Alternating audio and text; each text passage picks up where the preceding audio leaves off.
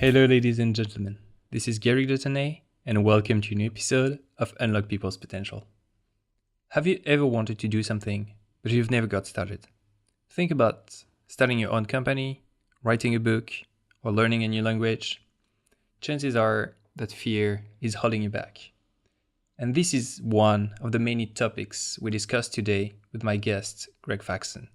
Greg Faxon is a business coach. His work focuses on helping entrepreneurs go beyond their own limits. We went from discussing what stops you from doing what you want to explaining why having a coach is very important if you want to perform at a higher level. It was such a great discussion. Greg is very insightful, and I'm sure you will learn a lot. So without further ado, enjoy today's episode.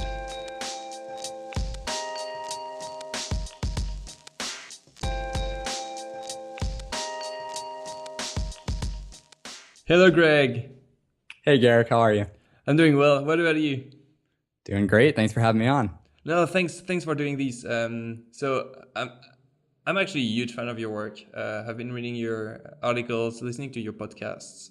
I highly recommend it, and we'll link it to the show notes.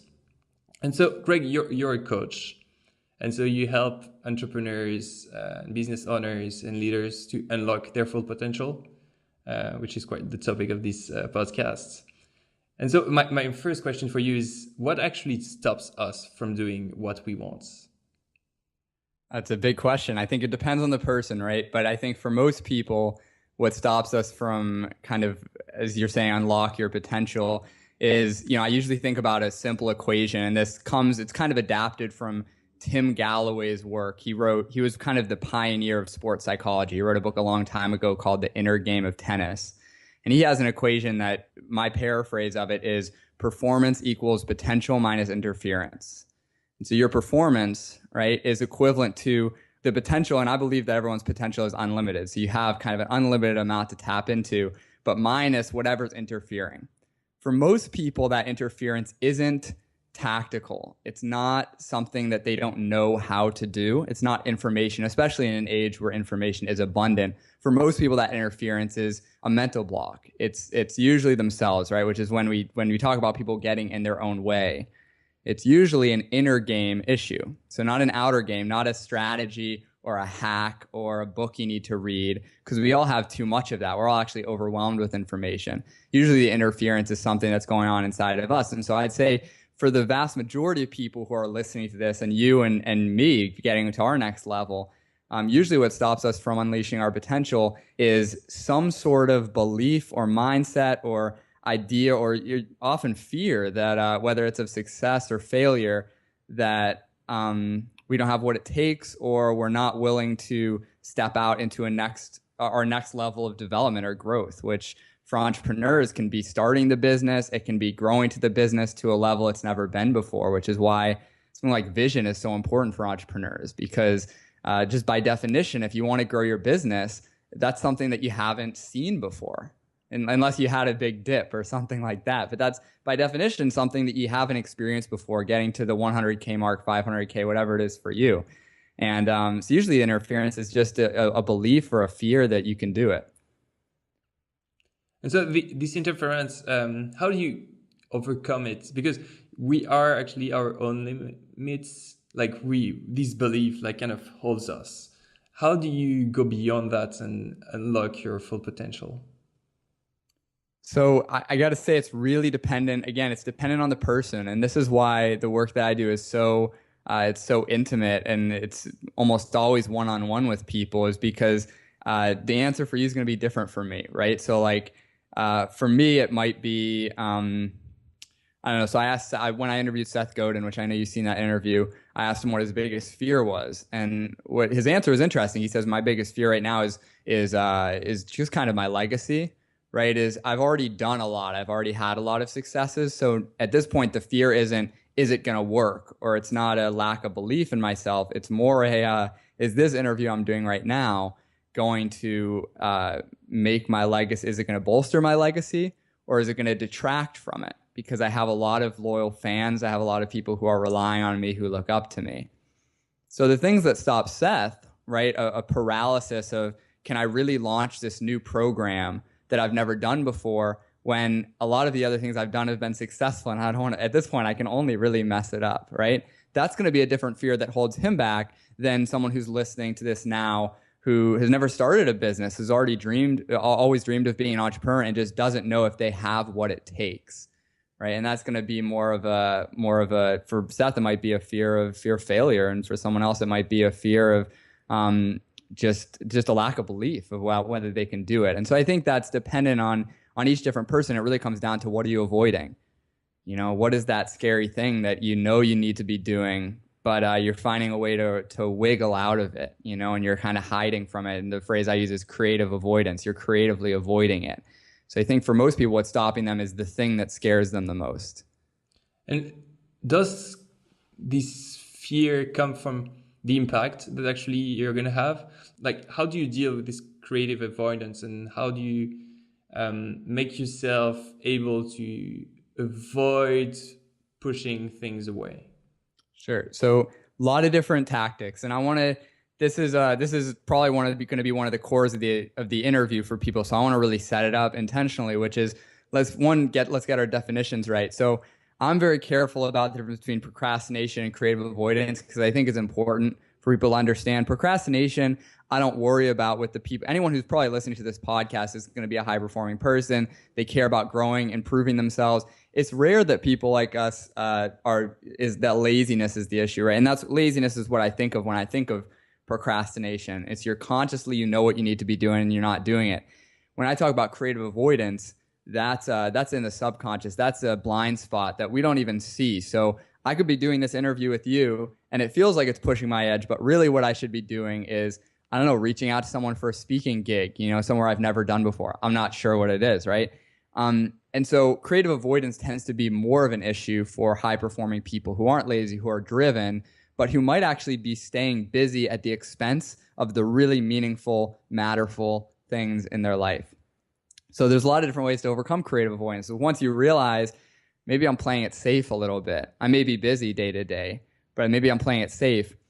One of the ways is to have an objective third party, you know, have someone who's not in the fear, who's not in the situation themselves, and just ask them, hey, what do you feel like I've been holding back on? You know, is there something that I keep talking about that I'm actually kind of not doing? That can be really helpful, because for other people, they don't have the same interference that you do. So it's really clear to them, especially if there's someone who's trained, a coach, a mentor, someone like that, who can see and dig in. Like, you keep saying you're wanting to do this thing, but you're not doing it. So that's the first thing I would offer up, just right off the bat, is don't make yourself do it. Go get someone else who can help you with it. And so part of this, I guess, is when you mention a third party. Who can the third party be? Like, are you like encouraging people to? Sorry, yeah, go ahead. Lots of different options. Yeah, lots of different options. I mean, so we have, obviously, there's a profession that helps with this, which is coaching, and we talked a little bit about it for the interview, and that's something that athletes, executives, entrepreneurs rely on to think things through like that. But it doesn't need to be a coach either. I mean, use the example of relationships, for example. It's pretty well established. Actually, they've done studies, and it's pretty well established that people around you, your friends and family who are close to you, can determine the success or failure rate of a relationship better than actually the person in the relationship. Okay? Which is kind of weird, because you think, well, I'm in the relationship, I should know whether I'm going to be in this for the long term with the person.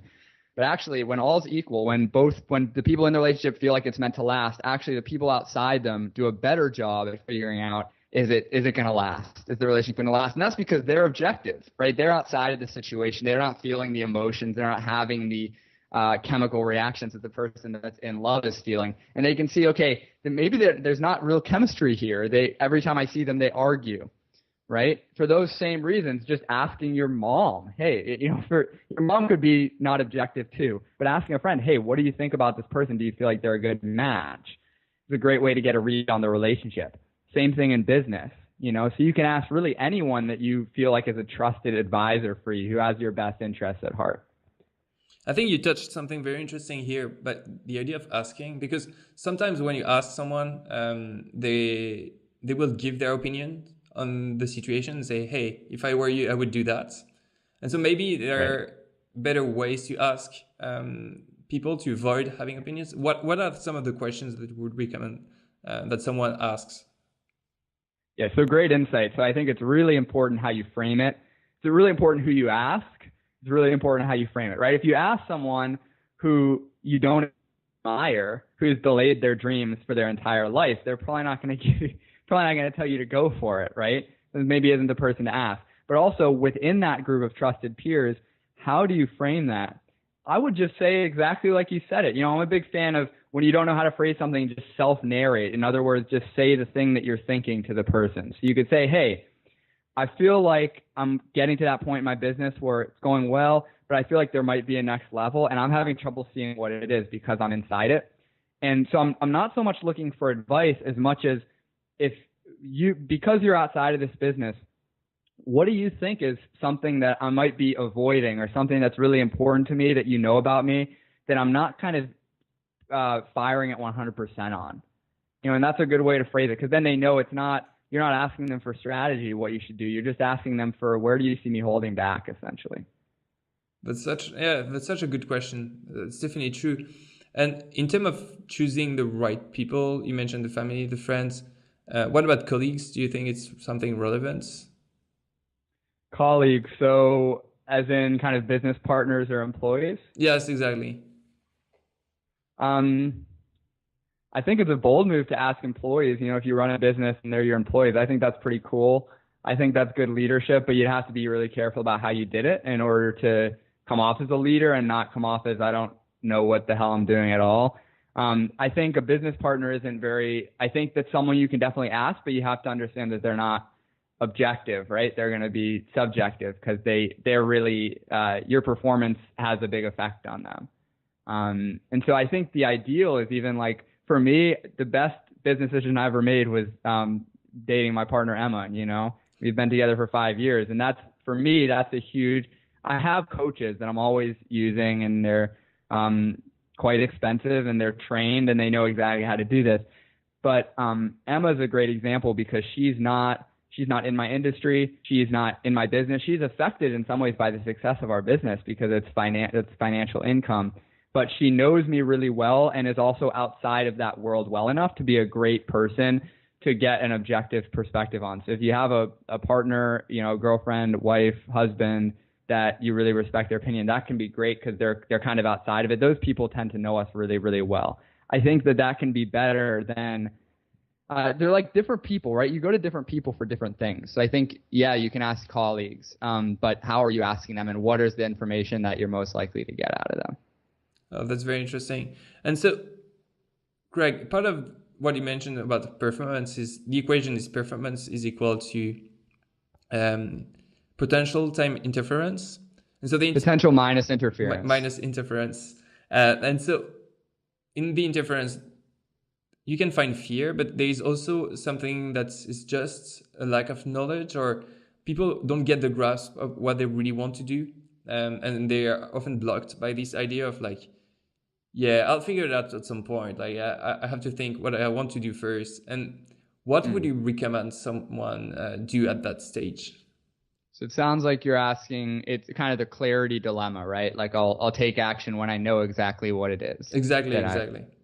Yeah. So, I mean, the first thing I'd say is the people listening to this are all entrepreneurial. So it's good to know that, around 90% of startups change from year 1 to year 2, what they're actually doing, who they're serving, what the business is. So you got to know going in early on that the first 1 or 2 years are about market testing and about figuring out where the need is and how you can best serve it and how you're going to position yourself, not knowing exactly what the business is going to look like. It's really comforting to think I could start something and it would just be like that idea I had in my head that I had planned. It'll just always be like that, and it'll work and it'll be successful. The reality is, though, one, that's not realistic because clarity comes from action, right? Clarity comes from engaging with the business, with the market. That's actually how you get the data. That's how you learn. You can't do it sitting on the sidelines, right? And saying, okay, I'll go into the game. It's like, for example, it's like I used to be a wrestler, right? I was an All-American wrestler. if before every match I said, okay, I'm only willing to compete in this match if I know each move until the end of the match. Well, that's impossible, right? Because there's another factor. It's not just me. There's another person there. And so I can't even plan anything. Maybe the first takedown, maybe the first move I'm going to try in the wrestling match. But beyond that, it's being present and working with what comes in. And so this idea that you're going to be perfectly in a place of clarity before you even engage is unrealistic. But the second piece is not only is it unrealistic, it's actually not that fun, right? It's actually not what life is about. It's not what the best things in life come from. If as a listener, if you're thinking back on what are some of the decisions you've made, what are some of the experiences you've had that were the most meaningful or helped you grow the most, they probably weren't also the most predictable. They probably also weren't the ones where you knew exactly what was going to happen going in.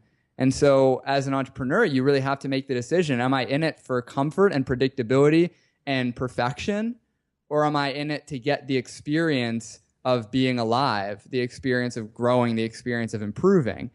And with the second inherently comes uncertainty. So you have to be ready for that, and you have to know that that's kind of the cost of engagement with this profession.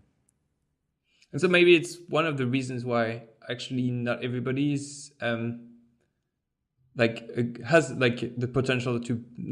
I would not frame that as potential, but not everybody is shaped to be an entrepreneur, because like there's this idea that I feel when you read now the media or watch TV or read books, like everyone encourages people to become entrepreneurs, to set their own businesses, and sometimes it's something that you should not do. What's your opinion on that? You know, I love that question, and I'm not going to have a totally clear answer for you because it's something I think about a lot. I think that it's a choice, first and foremost. It's a choice, right? Which, like I just set it up, which do you value more? Do you value certainty? Does that help you do some other things that are important to you? Or do you value an unlimited cap on your earnings, on your impact, on things like that? So it's a choice, but I also think, like everything, I mean, it's nature and nurture, right? So there's an interplay between what we're biologically and what we grow up being prepared for and enjoying, and not, and versus what you just can cultivate. So are there skills you can cultivate that would make you a better entrepreneur? Absolutely.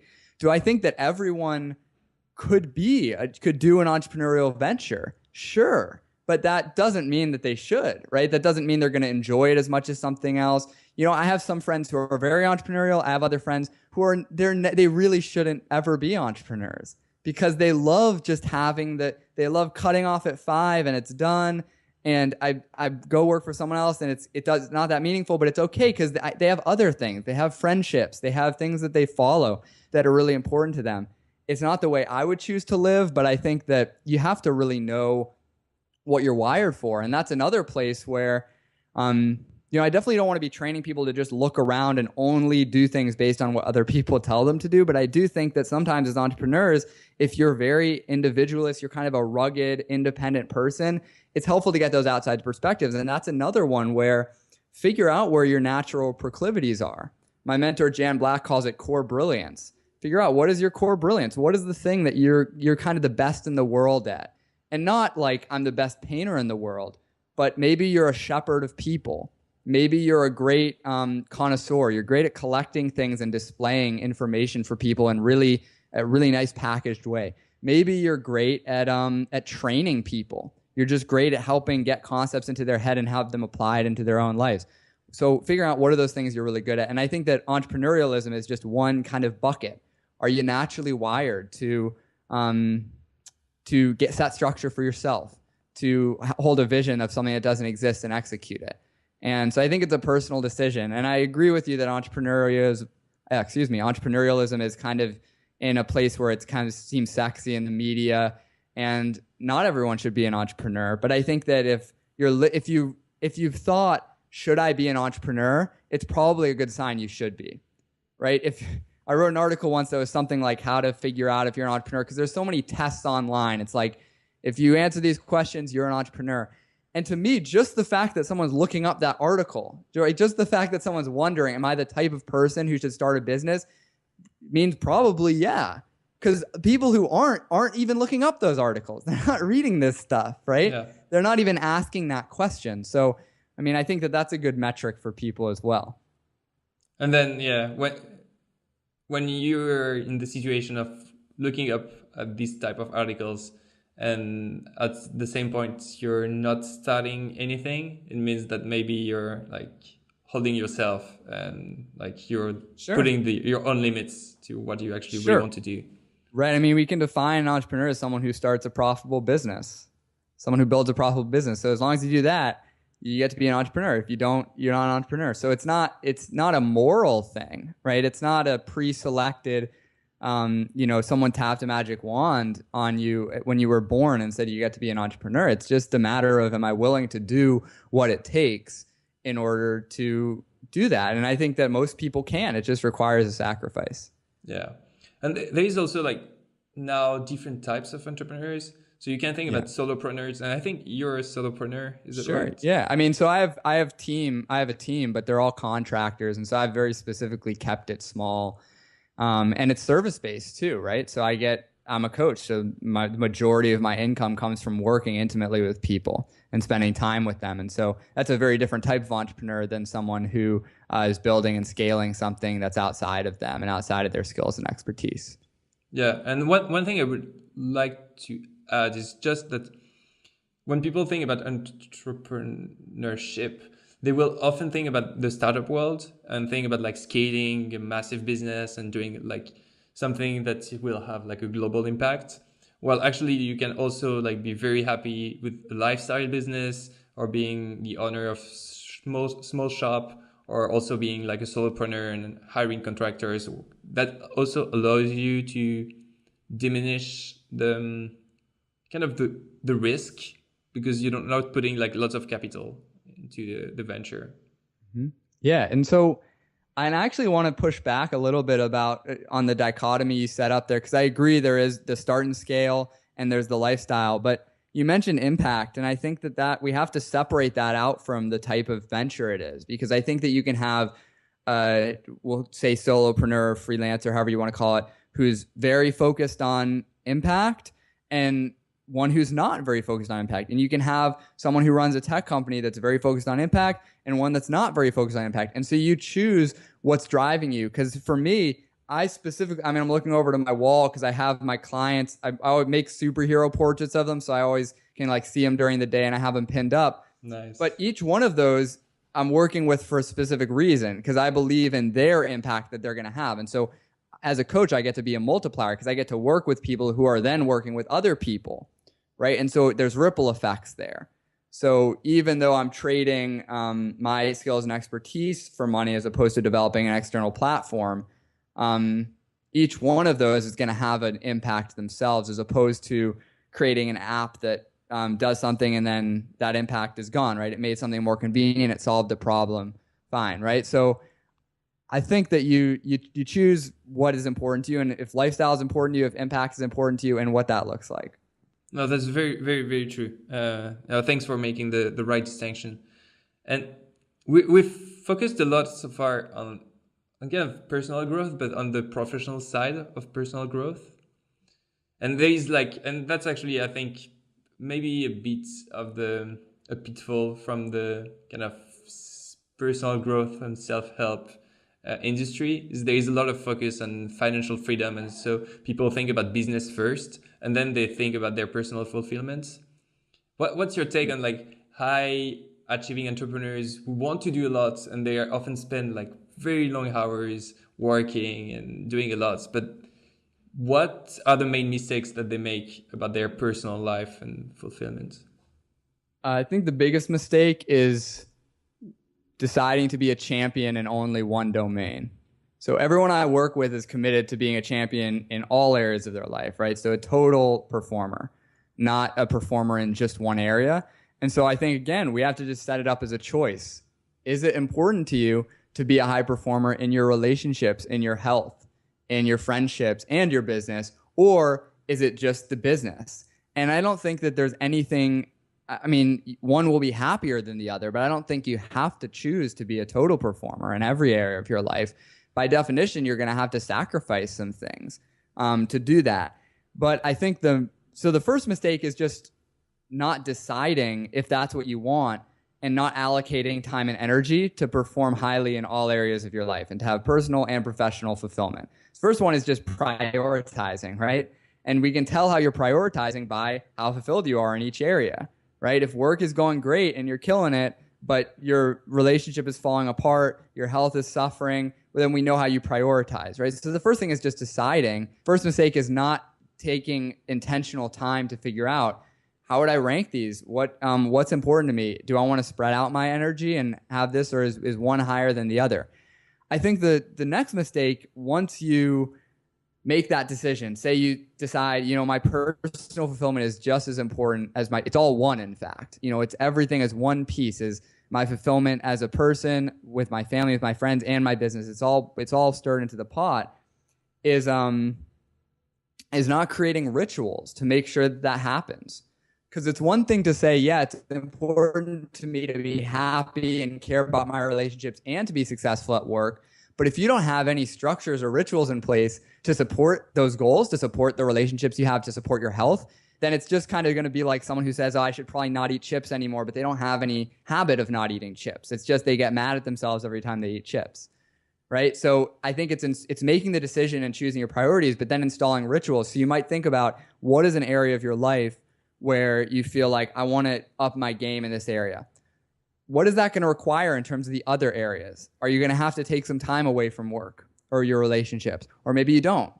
And then based on what it's going to require, what rituals am I going to have to set up? So what habits am I going to have to set up to get in better shape or to spend more quality time with my partner, right? So Emma and I have a ritual every week, every Sunday. We sit down and we basically do a weekly review with each other. And we say, how's this going? What went well this week? What do we feel like didn't go so well? What are we grateful for? How can I support you next week? Right? So it's one thing to say, I want a really strong relationship where we are in a partnership where we support each other. It's another thing to say, okay, because I want that, can we sit down every week and figure out how stuff is going and do a check-in? Now you actually have a ritual to hold you accountable for it. So I think number one mistake, not prioritizing and deciding what you want in terms of the different areas of your life. Number two mistake, not putting stakes in the ground in the form of rituals to ensure that actually happens. This is just so great. Yeah, I really want to ask the listeners to just like pause and think about what you just said, because this is very important. And sometimes we tend to like know a lot about what we should do and have like some beliefs about like what should be done, and we don't take any actions on these. And this is like a massive problem, because then we kind of pay the results of and the consequences of not doing it. Sure. Yeah. And it's not, I always say, like, it's not a personal thing. Like, you don't have to beat yourself up about it.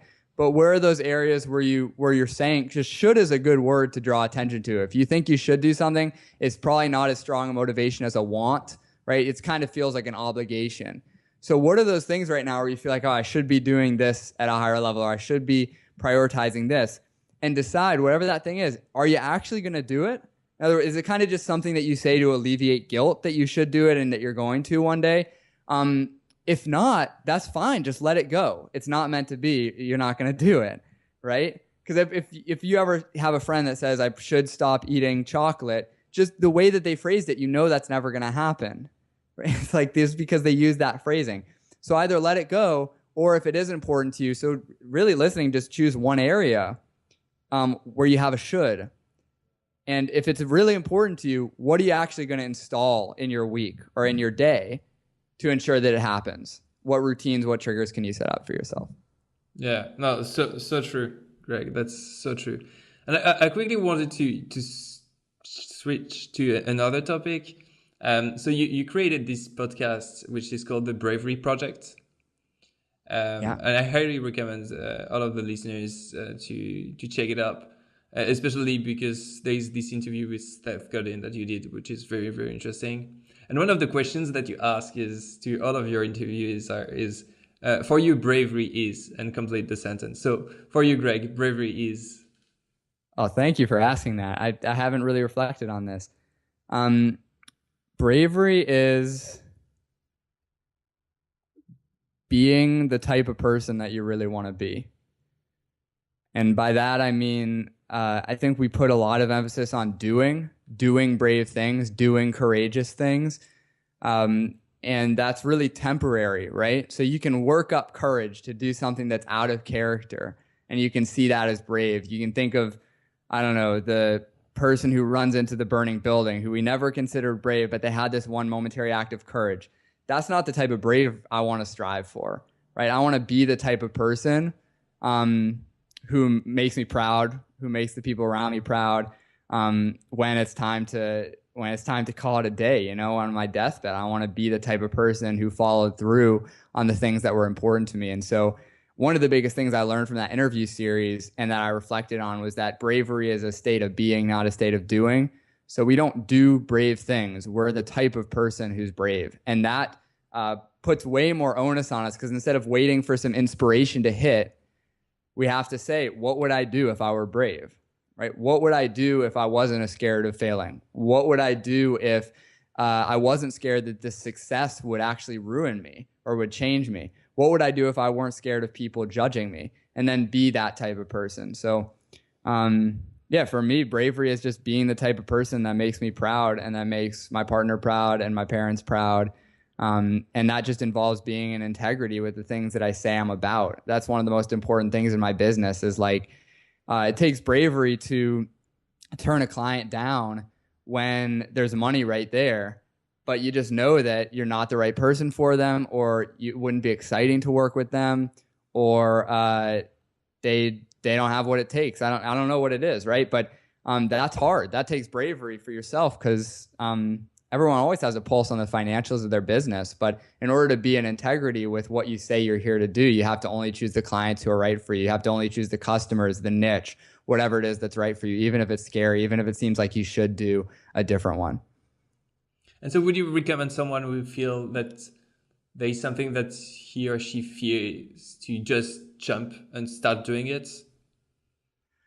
So we're not just talking about aspiring entrepreneurs here. We're just talking about someone who has I'm just clarifying with you. We're talking about someone who has a next action that's scaring them, and they want to figure out how to take action on it. So in terms of context, like if we want to have like a more precise example, it will be either someone who wants to start something but doesn't know whether he or she will commit to it, or commit lots of capital and maybe wants to try something, or someone who is in a business and realizes that maybe there is something that has to be changed because the business is going well, but like things evolve and he or she is not sure that the business is like at its full potential. Sure.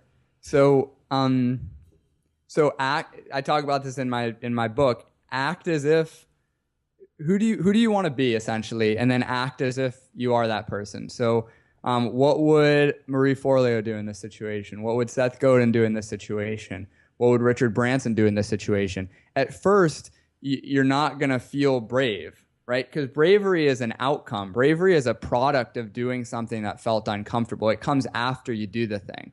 The courage doesn't come at the beginning.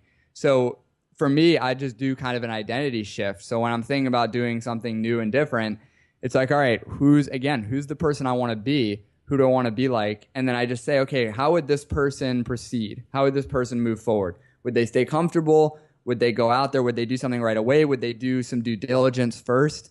So it's going to be different for every situation. Sometimes just go leap. Sometimes there's things that you need to do up front. I mean, I've noticed that often fear is a compass, right? So fear is pointing us to the most meaningful actions in our business.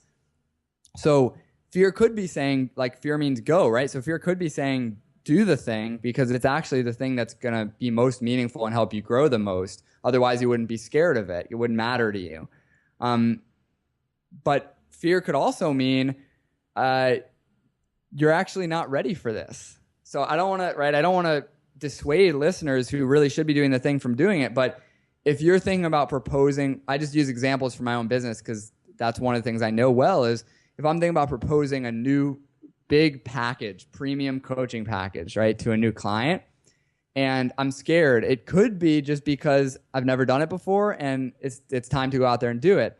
But if I really checked in with my gut, it could also mean it's really not time for this. It's time to hone your skills more.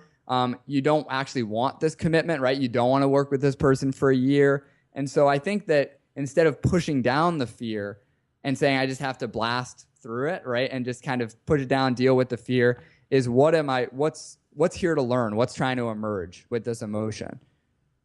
No, that's true. That's true. So we had one of our guests, whose name is Boris Grundle.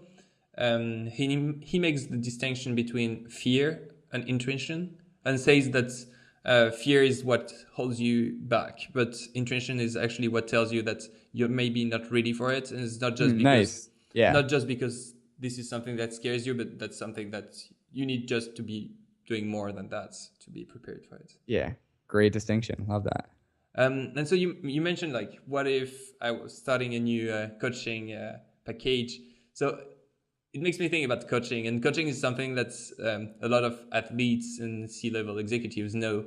But I'd say normal people or like entrepreneurs who just started their business, they don't really know about coaching, but because that's something that seems like just not for them. So I wanted to take advantage of having you here, a coach, to just dive more into what coaching is, what are the benefits of coaching, why should an entrepreneur or someone who wants to be an entrepreneur get a coach. And that's something I think you actually did when you said, I really want to become a coach myself. So you actually hired a coach for yourself. Yeah, huge first step, right? Because I needed to have that experience of having a real transformation happen, because that's what allowed me to get interested in the field. That's what allowed me to sell it confidently, because I knew that it had created such a transformation in me. I mean, it had really grown my business. So, I think if you ask 10 different coaches what coaching is, you probably get 10 different answers, because it's one of those fields that's new and people are still, it's a little bit Wild West. People are still finding what their approach is, how they want to work with people. So I can tell you what coaching means to me, and I think that if people resonate with that, then they'll resonate with me. But there could be another coach out there who would describe it differently. So coaching to me is something I've always been exposed to, because, like I said, I was an All-American wrestler in high school, top athlete in a couple different sports, and so I was used to having a coach. I knew that no one got to the top of the podium alone. That everyone that I was watching on TV in the Olympics, all of them had a coach. I knew that top CEOs had coaches, so that's what I wanted to be, right? So it's like, again, it's act as if. Who's the person you want to be like? What are they doing? Go do that, right? So I like to say champion entrepreneurs have champion coaches. So if you want to be, if you just kind of want to be okay, make a decent living, then that's fine. It may not be worth the investment in a coach, depending on your goals. If you're someone who is a big action taker, likes to get after it, wants to be the best in the world at what they do, then like any other domain, a coach is going to be necessary, not just helpful, but necessary. So for me, coaches are people who know how to see exactly what we were talking about at the beginning of this episode, exactly where their people are holding back, and what type of support they're going to need to get to the next level. It can be lonely as an entrepreneur. It can be like you're trying to figure it out yourself. You're trying to hold yourself accountable, but that can be really exhausting to have to self-motivate all the time and to figure out what is the direction of the business, what's the strategy I should be working on. And so for me, like if you look at my balance sheet, if you look at my expenses, it's like 90% to coaches and trainings, right? Because I'm always looking to develop myself. Literally, my business is, I'm the cap on my business at any given time. So if I don't have the wherewithal to go make something happen, my business doesn't grow, it doesn't move. So I have to first armor myself up, and coaching is how I choose to do that, because there's lots of courses out there, there's lots of books you can read, and I'm a fan of doing that. I read a lot of books, but not many books changed my life. A lot of books gave me little tweaks that helped, new ways of seeing things. Not many events changed my life. Events, again, are great. You feel really good during the weekend. The one thing that's changed my life dramatically has been either one, circumstances. If you look at what really transforms people, it's either circumstances beyond their control that shook them up so much that they needed to make a change. Huge cause of transformation. If you look at people who lose weight, people who start a business, people who have a relationship end or start, Usually something really dramatic happened, or they had one person who they had a really intimate relationship with, who pushed them further than they thought they could go, and who gave them specific guidance at specific times and called them out when they really weren't doing what they were meant to do. And so I'm in the business of transformation, so I'm always looking to see what actually transforms people. Information doesn't transform people. People transform people, right? And events and situations transform people. And so what coaching about is creating those, manufacturing those situations and those relationships where the magic can happen, where people can grow their business, if it's business coaching or entrepreneur coaching that we're talking about. Well, that's very interesting. And what does it look like and you said that it depends on the coaches, obviously, but like if someone had to take, so let's take you as an example as a coach, like what is a typical session, or like how do you frame the coaching relationship with your clients? So two slightly different questions. I would say a typical session depends on the person, right? That's the hard part, is we got to figure out what you need. And that's what makes it different from taking a course with the syllabus, right? It's totally bespoke, completely customized to you. So that's what a session looks like. I mean, usually we're spending some time figuring out what their vision is, what they really want, what's holding them back from that, and then creating an action plan so they can just go do the stuff and not have to worry about when they wake up the next day, what do I need to be doing to grow this business? They know exactly what they need to do. How you frame the relationship is important. For me, there's a very strong set of agreements. I feel like powerful relationships start with agreements. And so for me, some of the agreements I have is that you're willing to take action as a client, that you're willing to, even when things are scary, move forward on the things that we talk about that you agree to. Right? Some of the agreements are trust. Like trust is a huge element in a coaching relationship because you're really talking about someone who is going to show up for you every day. One of the problems I have with the industry right now is that people are selling programs that are essentially these huge group programs where they hop on a webinar, or they're like, we'll talk, a couple times a month and then nothing else. For me, when I was a wrestler, I had the coach there every single day. I walked into practice. I was training every day. And so I'm in touch with my people all the time, figuring out where they're at, but that needs to be built on trust. If there's no trust in the relationship, it's like any relationship, it's not going to work out.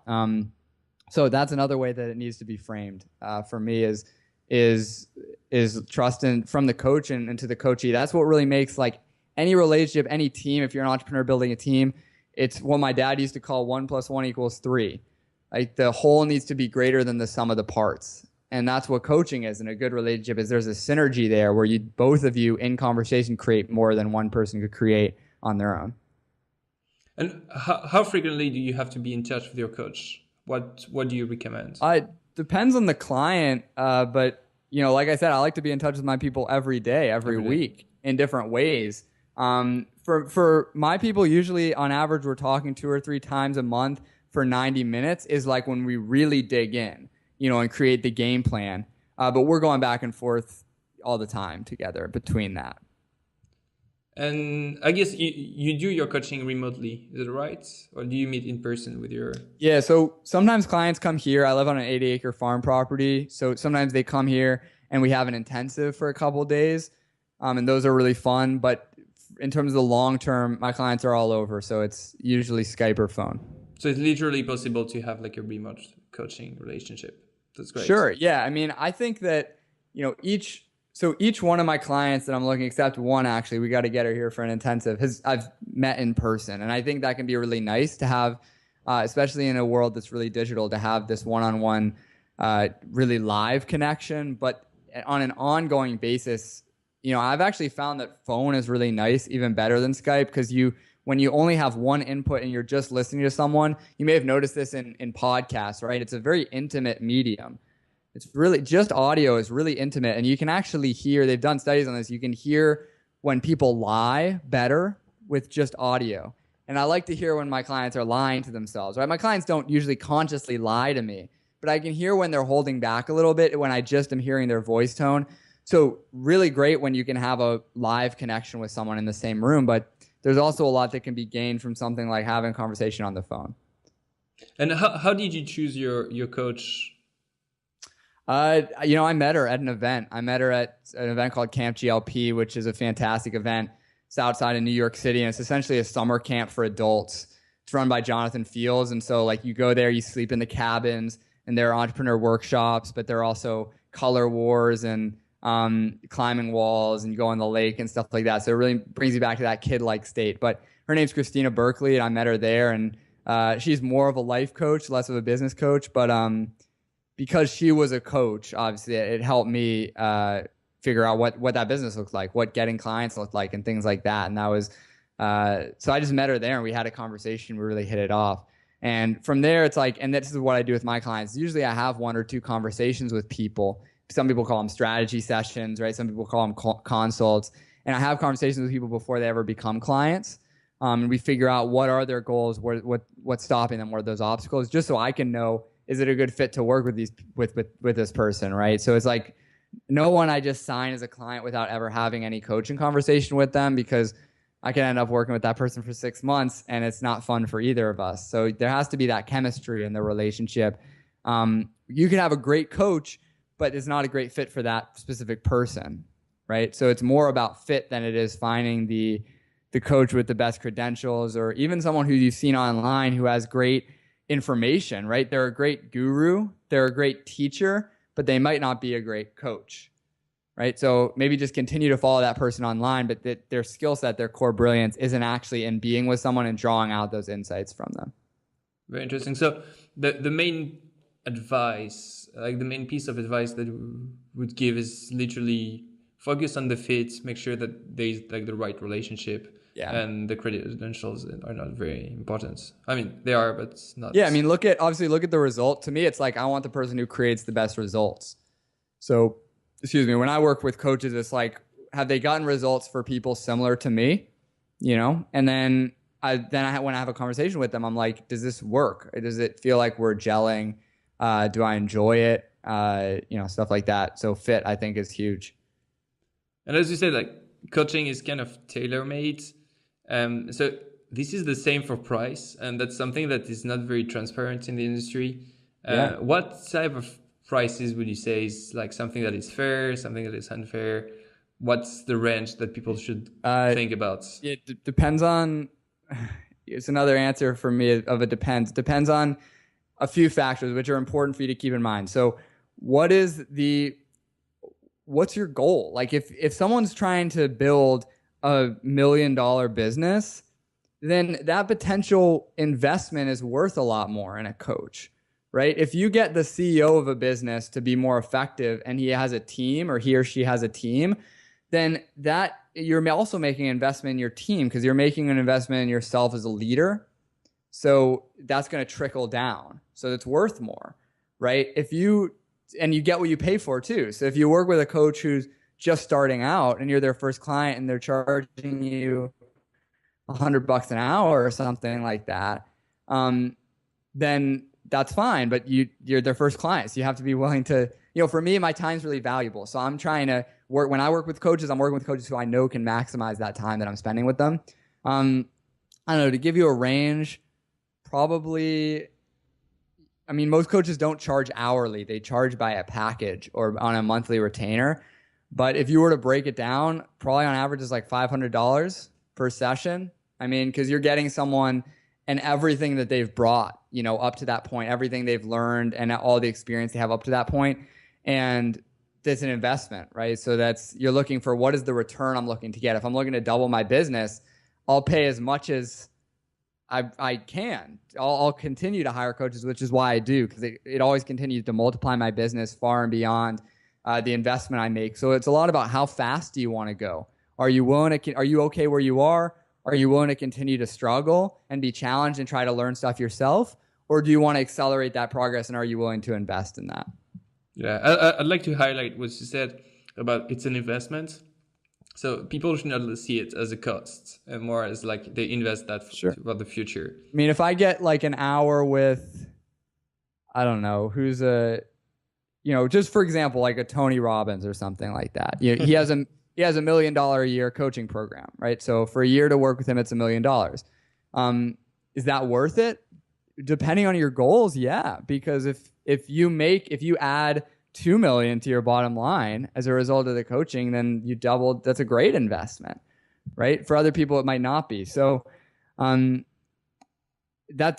not going to charge $500 an hour, right? So it depends on the person, and you got to kind of see what is the most important question is just what's the cost of not changing my situation? Am I willing to go at the pace I'm going at? Am I willing to stay stalled out? Am I willing to deal with all the emotional turmoil that comes along with that? Or do I want to get some support to help me? For me, like I would work with any wrestling coach who helped me win, my league championship, because that was the most important thing in my life at that point. It didn't matter what I had to do with them. It didn't matter how far I had to drive. And that's why I like working with champions, because they know what it takes to actually be the best in the world at what they're doing. No, that's so true. That's so true. So definitely, I guess to summarize your advice, if you consider having a coach, you shouldn't worry too much about the price and think more like about your goal first, and then see like if you're willing to invest a certain amount of money in order to achieve your goals, if you think that the coach is the right person to help you do that. Sure. Yeah, and time and energy and bravery and all of that too, right? It's going to be an investment of more than just finances. So yeah, I mean, the biggest thing I'd leave people with is you look at any top entrepreneur, successful executive, successful athlete, and we can see the commonality that they have coaches. And so it depends on who do you consider yourself to be? Do you consider yourself a top performer, or do you not? And if you don't, you probably don't need a coach either, because you can just figure it out and then get to whatever level you're going to get to on your own. That's true. And I have one last question for you, and it's actually about questions. So I'm a huge believer of the power of questions, and I wanted to know what is the most important question that you recommend people ask themselves? It can be like 1, 2, or 3 questions. I know that you wrote a very interesting article about 21 questions that people should ask themselves. And so if there is like one or like a few top questions that you should recommend people asking themselves. So I'm going to answer that, but I want to zoom out with you. It's always hard to do these interviews because I really don't consider myself someone who is meant to give advice. I consider myself someone who's meant to draw out kind of the greatness from people where they're at, that individual specifically. And so much of my work is catered towards those clients on the wall that each one of them needs to ask a different question, which is the work we do. Okay. If I were to put a general question out there, I'd bring us back to the start of the interview with the question, what are you avoiding? What are you avoiding right now? And it should be something that feels scary a little bit, but in a good way, scary, exciting. That's probably where the magic is. That's probably where you need to lean into a little bit more, because I know that every time I ask that question, I get the thing that, is most important to me. So that's what I'd encourage people who are listening to ask is, what are you avoiding? Such a great question. So, Greg, where can the listeners connect with you? The best place is on my website, and I mentioned this to you, but I'd also like to offer to the people listening, if you're interested in kind of this inner game, mindset piece of being an entrepreneur, I have a new book coming out September 8th, and what I've done is released a chapter for people who listen to these types of interviews. So you can go to gregfaxon.com/download, and you can get the first chapter for free there. And you can also obviously peek around the rest of the site if you'd like to learn more about me. Reach out, shoot me an email. And I always love to hear specific insights that people had or things that they did with something that I said that worked out for them. That's obviously kind of why we do this, right? It's why we create the podcasts and create the articles. So definitely reach out if you put something into action, if you have any questions, and go grab that chapter of the book, see if it resonates with you. I talk a lot more about creative avoidance and what it takes to be a champion entrepreneur in that PDF. So definitely go ahead and grab that. Amazing. Thanks so much, Greg. It was such a pleasure to have a chat with you. You're welcome. I appreciate your time.